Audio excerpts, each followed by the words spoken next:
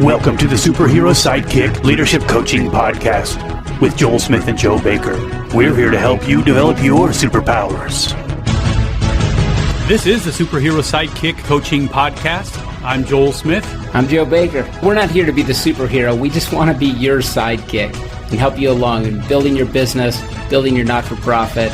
Let's help you grow it fast and really scale. Be sure to check us out on Facebook and visit us at superherosidekick.com. Everything boils down to basic processes that work. And if you know what your basic process is and you know what your KPIs are to follow, it's just pretty simple to do it. But again, it takes discipline and it's hard. And as I mentioned earlier, hard is good. But it's either going to be hard now when you have the discipline of yourself watching what you're eating and doing your exercise, or it's going to be hard later when you're sitting in the doctor's office and he says, man, you're not going to live another 5 years, you keep this up. Where do you want your hard to be?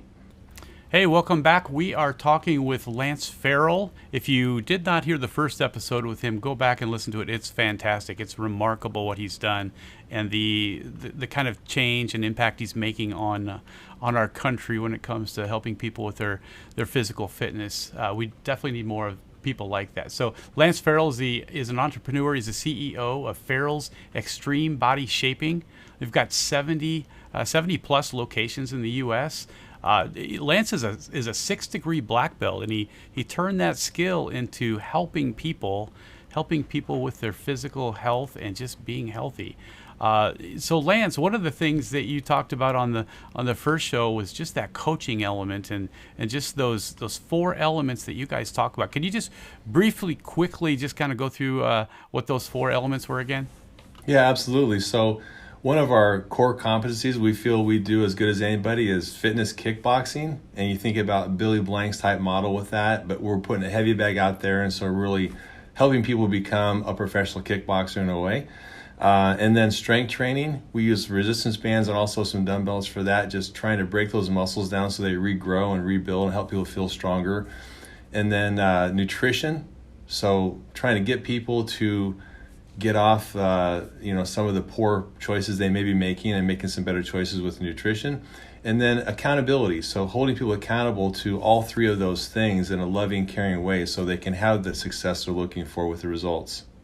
Yeah, so in the last show, one of my favorite parts was when you shared about how you pivoted in 2020, which really shut down gyms all over America.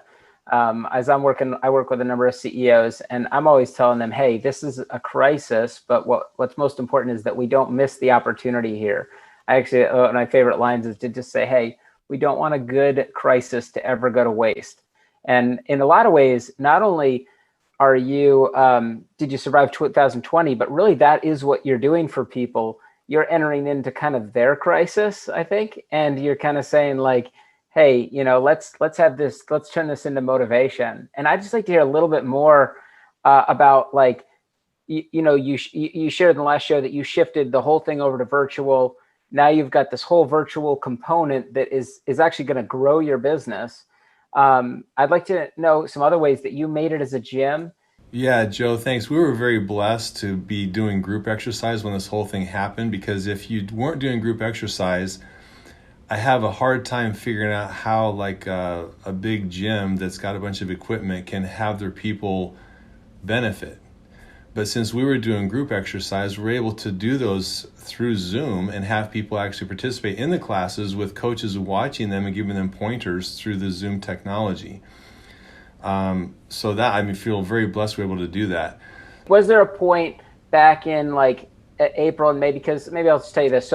So we have a vacation rental business, and back in April and May, I was like, we might go out of business, and I sat down with my team and we put it on the whiteboard and I said, here's the day that we go out of business, because we were negative cash flow, about $35,000 a month. In addition to when people cancel, like hundreds of thousands of dollars were being pulled out of our accounts. And so it's like, I didn't keep that amount of cash on hand. So I was borrowing money just to have it get refunded out to all the people who are canceling. And I picked, here's the day we're going out of business. And we said, let's talk about some ways to save the business. And we whiteboarded those out. And our property manager totally solved it. And the way that she did was we went over and with the Air Force, and they ended up quarantining all of their officers in our homes. Oh, wow. And renting them at full value, which to get that contract was a lot of rigmarole, which we would have never done. And in the end, they said, well, we're only going to do this contract if you offer catering. And they said, do you offer catering? And we were like, yes. And then like, tomorrow, I'll tell you about it tomorrow, you know? and so we have a whole new expansion of our business. 2020 ended up being the best year ever. And 2021 is going to be so much bigger because of this expansion to our relationships in our local in our business, because we're going to continue to work with the military, and we have tremendous demand. And so, what was that like for you? Was there a point in April and May when you said, "Okay, guys, like we got to figure this out. We got to pivot"? Share a little bit of that story. Okay, yeah. So here's what we did. Because we have several franchisees and they're following our lead and we just been shut down, we'll like have a corporate meeting, like, what are we going to do? What are we going to tell our franchisees? How are we going to handle this? You know, they can't have classes. What's going on here? And so we did a whiteboard and we said, okay, here's what we're doing now when they come in. What is it that they can't do at home if we get classes of them at home? Really, all of it. The only thing they're not doing is interacting with people in that classroom. So we could do the entire program in their home without them coming in. So we realized we were more of a coaching business than we were a fitness business at that time. So I got on the phone. Instead of doing a monthly call with our franchisees, we moved that to a weekly call. And instead of doing a weekly email, we made that a daily email. Here's what you do today, because they needed that. And so I got on the phone the first meeting with them and I said, okay, here's where we're at, guys. Here's what you're going to do. You're going to make a list, print a list of all your members. And we call them students, print a list of all your students, and then label them A, B, and C level. Your A level members are the ones that hang out extra long. They're your buddies. You couldn't scare them away no matter what you did. Your Bs are the ones that could go either way. Their attendance is good, but you don't have that great relationship with them like you'd like. And then your Cs are the ones that have been MIA for 2 weeks or longer. Break out your list and call your B members. Don't email and text them. Call each one of them individually and just say, hey, Joe, how's it going? What can I do to help you now? Just listen to them, because they're all freaking out right now. And so that's what they did. At least most of our guys did it. And we don't call them franchisees. Actually, we call them fit community leaders, because they're in the community and they're leading and they're fit. So we call them fit community leaders. And so our fit community leaders got on the phone and they called them. Almost all of them did. The ones that didn't suffered a little bit. And I can tell you a story on that for another day. But once they went through the B's, then they called their A's, then they called their C's. And then when they got through that, then they got on the phone and started calling them over again. And it's very important that it's not a text or an email, that it's a personal phone call. And you can't believe the value that brought them in the community. We knew we had a good community and a lot of good raving fans, but then it really shined. And these people stepped up. And our CFO came in my office 2 months into the shutdown, where we're still shut down. He goes, I can't believe it. We have had a 95 to 97% retention rate through the last 2 months. We haven't lost anybody. That's normal attrition if we were having classes. So we were very blessed to have that happen. Wow. Because our guys took action and they made those phone calls. It's a lot of work. We were working twice as hard as before, but it paid off. And now those people are more raving fans than they were before. It makes sense too. You didn't start with the A's because they're already in your tribe. You know, the B's are the ones that are probably the easiest to win. So you start with them, and then you go to the ones that are in your tribe, and then you go to the C's, which are going to be the hardest, fruit to get in the orchard. You need the tallest ladder to get those guys. And that just makes a lot of sense. You pulled that together.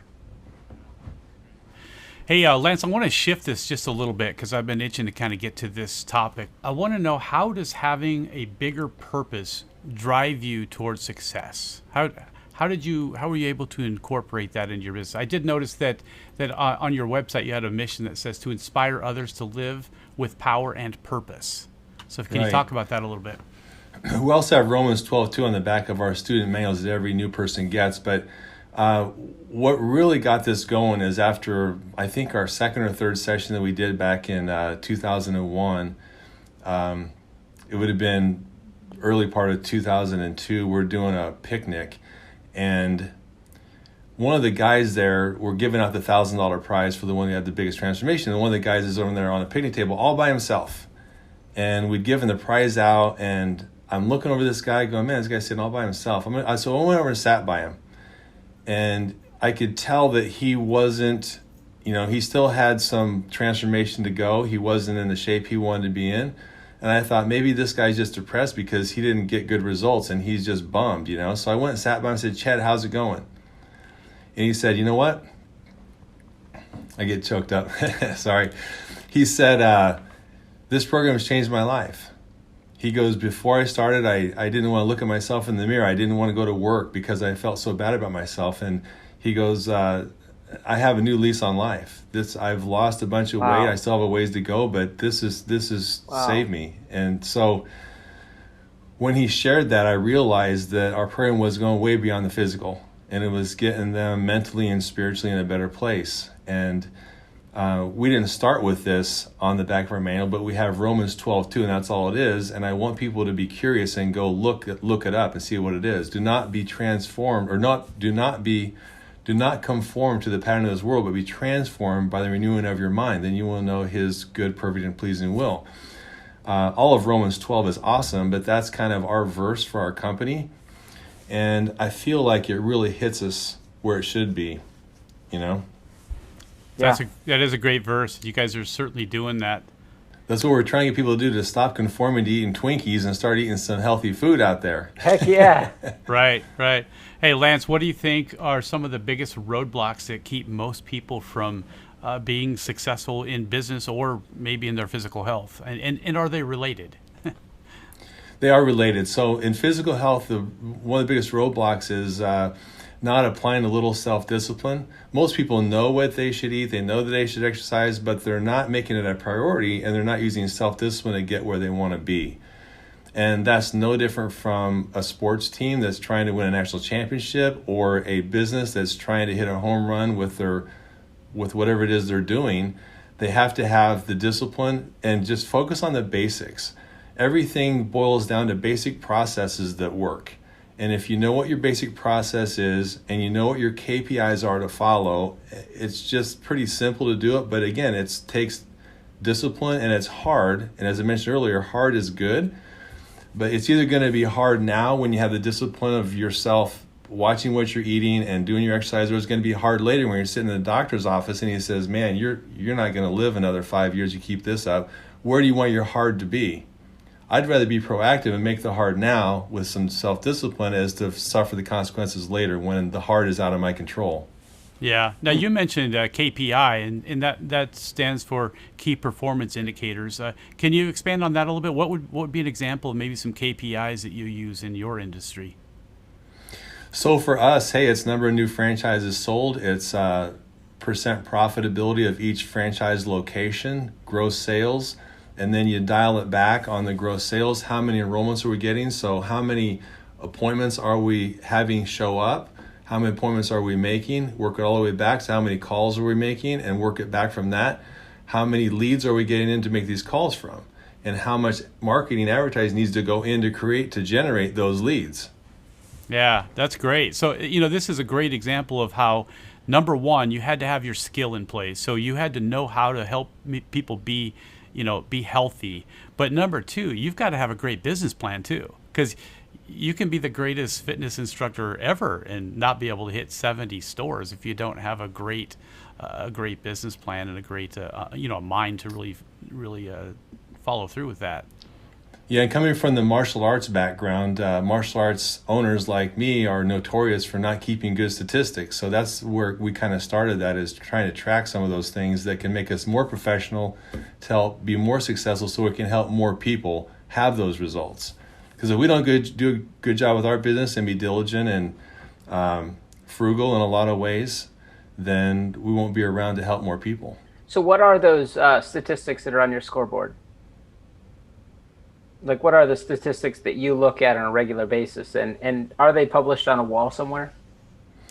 So, yeah, the old school is the wall. The new school is kind of the Excel spreadsheet where you go through and you have it all tracked. So, for example, each one of our program directors, who we call, they're directing people into the correct program, so they're essentially doing the sales with us. They're going to have here are the number of leads, here are the number of phone calls I made today, here's the number of appointments I set, here are the number of people that showed up for their appointment, here are the number of people that I enrolled from those, and here's the number of referrals I've got from those people that I just enrolled. So that's from A to Z all the way through on that part of it. And then you have the stat tracking that we do with our members. So we're seeing body fat lost and push-ups increased, sit-ups increased, those type of things. Wow. So you actually track how many sit-ups and push-ups are done in your facilities? We do. So we do orientation where they do fitness testing, a 5-week test and a final test. And we can tell you exactly how many sit-ups to the exact one that group increased over that time period. And wow, how much body fat percent lost, how much, we measure inches too, how much inches they lost off their waist and hips and that kind of stuff. Do you actually have some goals set there? Like, I want to get this place to 5,000 push-ups instead of 500, or are there actually goals like that you lay out? We like to gamify stuff. Let's make it fun. So we do little contests to make it fun for people. So it's healthy competition, but they're doing fun at the same time. I'm going to throw a really wild stat at you. So our marketing team told me I couldn't use this because I figured out when you convert 2.5 million pounds of body fat, it's right around 2.75 million pounds of fat we've helped people lose over the past 20 years, which is a big number. Wow. Convert that to gallons. An Olympic-sized swimming pool, 660,000 gallons of water. It almost fills that pool with fat. Wow. Our marketing team says, don't ever say that looks awful. Use elephants because an African elephant weighs 12,000 pounds. So it'd be 300 of those instead, or whatever it is. So that sounds amazing. 356 of those. That's so cool you're tracking that. And I liked how you put that together too. I think it's important for our listeners to know you started with the leading measures. These are the phone calls, the text messages, the appointment set, things that can actually be controlled by your sales team. And then you said the lagging measures, how many push-ups and pull-ups and people in the door and people paying customers. And it's what I've discovered is when you have those two things, what you really want to celebrate with your sales team is the leading measures more than the lagging measures. And the lagging measures are important, but the leading measures are what make people feel like they're daily winning. Because it was the same thing with fundraising, is that, I'd spend all these hours texting and calling and reaching out to people, and I'd feel like I did nothing that day because no money would come in that day, but money would come in 3 months because of what I did that day. And if I needed to feel like I was winning on a daily basis. And so I put together my scoreboard in the same way, where it's like, I want to track what I did today and I want to beat what I did yesterday on what I can control, not on what I can't control. And do you celebrate the leading measures like you do the lagging measures? Absolutely. So we have our team come on, they look at the stat boards, so they can see on there what everybody's doing. And what you say is exactly true. So we train our people on how to do the very, very best call that they can when they do an outgoing call with somebody that inquired about enrolling in our program. But they're not always that good at first. But if they keep doing it, they're going to get better and better. But if they're not very good at first and they make 300 phone calls today, which would be a lot of phone calls, that's about the number of phone calls for like a week. But if they do 300 phone calls today and they're not very good, they're going to outperform the person that makes 50 phone calls that's really good because they're just making more calls. Yeah. There's a direct correlation with that. And so do you give the same kind of intensity of your coaching to your sales team that you do like within your business? We are now 100%, but before we brought on Eric, we weren't doing sales hardly at all. And not to make excuses, but when you have a waiting list and people are dying to get in your class because it's sold out, you really don't have to have much of a sales process. Yeah. But that was 20, maybe even 10 years ago. But these days, because there's lots of choices for people now for group exercise, we got to get our game going. So that's why we've got the best sales team in the world. And so does your sales team also do target advertising online, and then does it generate leads that way? And we do. We've leveraged Facebook quite a bit, but we just got a new website launched actually within the last 60 days that is remarkable, and it's generating leads. Not only that, when the lead comes in, it will ping the salesperson on their phone, do you want to take this call now? I mean, it's just real time leads coming in. So we're very, very pleased with how that's working. Wow. And our SEO is really focuses just shooting up in every one of our markets. So Lance, we like to end the show with a question, or at least we're going to start doing this here. But what is the one superpower, or maybe the 2 or 3 superpowers that have served you the most in your journey? You know, I got to say my faith is number one superpower when things were just getting started. In fact, I read the book Body for Life by Bill Phillips and realized this is a good program we could implement, but we didn't have anything. So I actually sequestered myself in a hotel in West Des Moines where I lived, and by myself. That was pre-Facebook, pre-social media, and all I had my phone for emergencies, but I didn't get on it. I had my computer, was only there to type. And so I typed our entire student manual over that 1 week of time.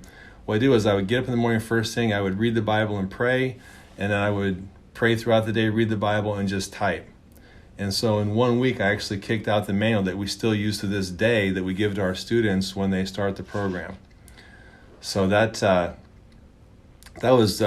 what got me going, and that's where I give all the credit and glory is to God for where we're at now. And he gets credit for these other 2, which are my superpowers, and that's being able to work hard. I grew up on a farm where you worked hard or you didn't eat. So that's how that was. And then the discipline I learned through martial arts that helps me stay on track and make the right decisions, right choices, and not do some things that I shouldn't do that might distract me. So I think my faith and then a good work ethic and having the discipline to follow through are probably the 3 superpower heroes that I can maybe hang my hat on. Wow. You know what? I'd say another superpower is just in getting to know you on this show, Lance, is that your presence, it has a bit of just humility to it. And it would make somebody want to work with you. It makes somebody want to be with you. You're not out there saying, like, I'm a badass, like, I've got all this awesome stuff. Like, when it's time to talk about your superpower on our show, you're not talking about your own thing. You're saying, you know, I've been really blessed. The Lord has really given me. I am just so grateful for, and I just love hearing that language come out of you. I hope that people go just because of our show. And I think I might need it a little bit too. I still got a bit of a gut, and so. I was excited to go mountain climbing with you until I heard you hurt your ankle. Now I'm a little worried about what might happen if I go with you. So Lance, can you tell us how our listeners can get a hold of you, or how they can get involved with your extreme body shaping or franchise? Oh yeah, I'd love to have them explore us a little bit. Go to joinfxb.com and just go around the website. You can reach out if you're interested in learning more about our franchise or being a member. You can get all that stuff there. Excellent. Well, hey, awesome. Thank you, Lance, so much for your time. We appreciate you being on the podcast. We'll definitely have you on again. We'd love to have you on again to talk about some of this stuff. Yeah, this is going to be the highlight of my day, too. I'm inspired just talking to you. Yeah, this is great. So if you're out there, we would really appreciate if you could check us out on Facebook at Superhero Sidekick. Maybe join our club. Check out superherosidekick.com as well. And we'd love to hear a review of this show, of our podcast, and make sure you subscribe. We'd love to have you as a regular. Hey, Joe and Joel, thank you so much for having me on. It's been a lot of fun. You guys are great. Thank you, everybody out there listening, and we will see you next time.